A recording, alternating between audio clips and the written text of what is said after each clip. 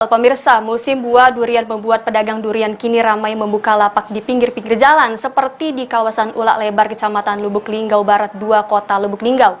Buah yang memiliki aroma khas tersebut dijual mulai dari Rp5.000 per buah.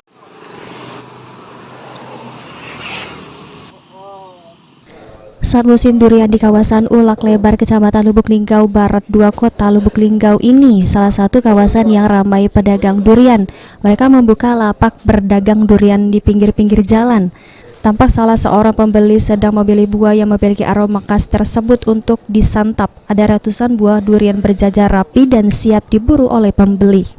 Arsan, salah satu pedagang, mengaku sejak Kota Lubuk Linggau banjir buah durian, dirinya memutuskan untuk menjual dengan membuka lapak sederhana di pinggir jalan.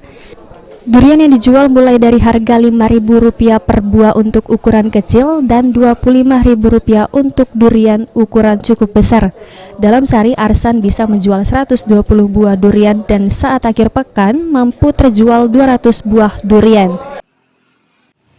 Dia baunya kurang menyengat. Kalau yang udah masak dari bau ya, pertama dicium dulu. Ya.